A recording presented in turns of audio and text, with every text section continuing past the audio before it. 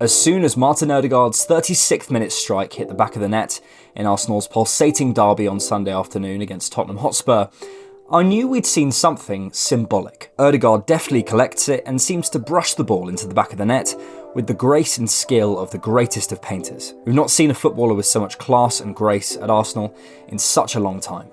But that's for another video. It may not have looked it at first, but it was absolutely a team goal, built on the back of years of preparation, hours on the training ground, and a ruthless desire to improve. To me, it exemplifies some key positive components about the way Arsenal are playing at the moment and why they're in the position that they're in. When you look at the moments leading up to it in a bit more detail, you see what Arsenal are doing right this season in real time and why they really can go on and win the title.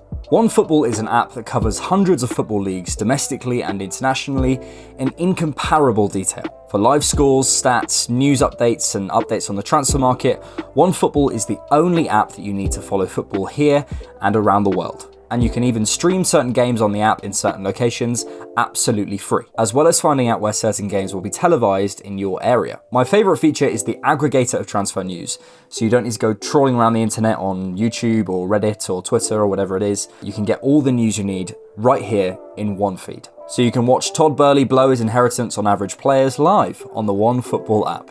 Go and download the OneFootball app for free from the link in the description. No one gets you closer than OneFootball. I want to break down Martin's goal into 4 parts, and it all starts with the ball in Hugo Lloris's hands about 15 seconds before it's in the back of his net. And this one, he didn't chuck in himself. Number 1, structure. Tottenham have the ball, so there's a number of strategies implemented here in order for Arsenal to get that ball back as soon as possible. The ideal here is to make Lloris send it long, as that way Arsenal have a much higher chance of winning possession in the air or from a second ball.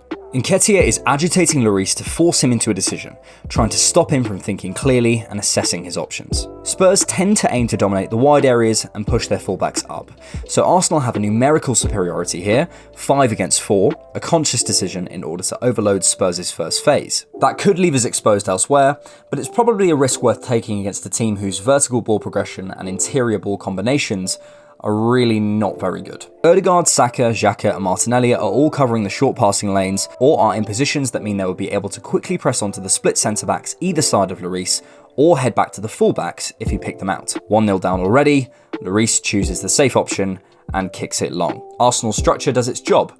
Part 1, complete. Number 2, fight. Spurs kick it long to Kane, but Kane is easily outfought by Saliba in the air. So how does that happen? Note the moment just before from Gabriel. He blocks Kane's path, decreasing his momentum in the challenge, then retreats back in order to cover the space in behind should Kane still win the header. Kane can't get to the right position in time, and Saliba wins out. Outstanding partnership work. This is one moment in one game and one duel, sure, but Arsenal are becoming more and more what I would call smartly combative as time goes on. It's one of Arteta's key messages. Win or lose, Arteta is constantly speaking about winning duels and second balls, including in the press conference after this match. There's a huge importance to that, as being able to win the ball back quickly in a structured press or counter press suffocates your opposition and physically and mentally fatigues them. But the key is to be smart about it, as Gabriel is here, and not just dive in. Romero, sorry. In the book Pep's City, The Making of a Super Team by Lou Martin and Paul Ballas, Arteta says, for City or any other top side, it's obviously great to have players who'll bring you control of the ball, control of matches, but in the Premier League, it's vital to have guys who'll offer massive amounts of intensity and athletic aggression in key 1v1 moments. If you don't have that, then for however much you construct intricate interior play, the big beasts of the Premier League will eventually press you and rob the ball from you. The intensity and aggression can be bought in the market, but it also needs to be coached and mentored out of the players. When it works, Arsenal dominate the match, win the ball back quickly, and are therefore much more likely to win football matches. When I lose a duel, I'm upset! But it is an area where Arsenal can improve. When looking at the data, I discovered we're second from bottom in terms of our percentage of aerial duels won when compared to the rest of the Premier League this season. Only Everton are worse. Top? Man City, of course. In this moment, Gabriel's controlled strength is key to this goal. Number 3, quality. One of the biggest problems for Arsenal when Thomas Partey isn't in the team is replacing his ball progression. Here, off balance and surrounded by 3 players, Partey still manages to find his teammate Saka in space and get the ball through to him, with an impressive layup and then lay off. It's the type of vertical progression that Elneny simply can't offer with the same dexterity, consistency and quality. Just imagine Elneny there for a second.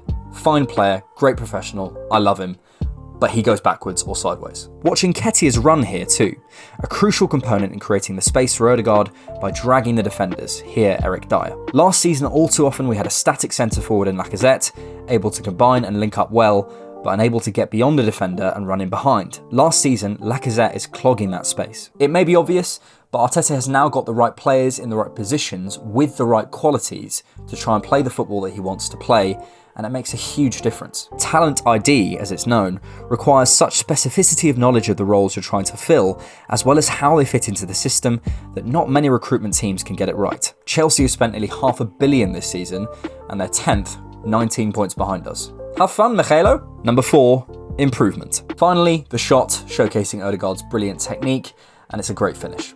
But the fact that he even takes the shot on is notable to me. He could have passed to Nketiah or someone else, but Arteta has been talking about Odegaard taking more shots on goal since his arrival on loan in January of 2021. The earliest I could find quotes were March 2021 in Marca after Europa League game. Slowly, year on year, he's begun to do it. In the league in 2021, he took 1.56 shots per 90.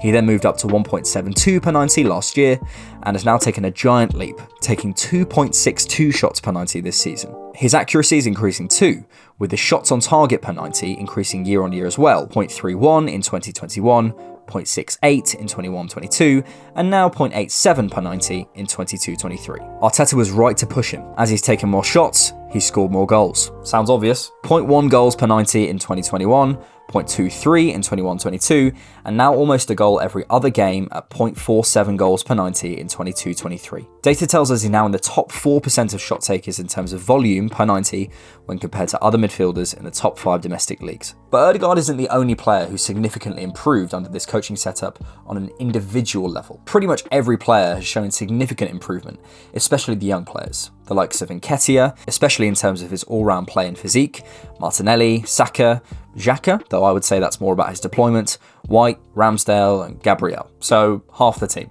When asked about Mudryk, Arteta simply highlighted what he always says.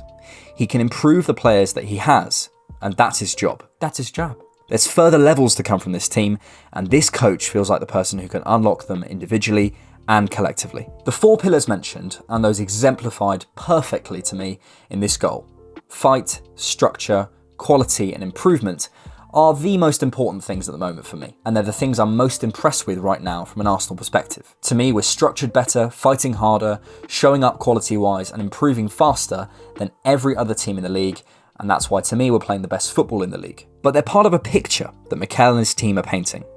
The picture also includes finances, training, nutrition, science and so on. Nothing special can be achieved with just one element on its own, and this goal is a product of a beautifully functioning system, albeit encapsulating its most important parts. When the artist can bring all of those elements together in harmony, you make a pretty nice painting. So nice, you end up 8 points clear of the best team, arguably, in Premier League modern history.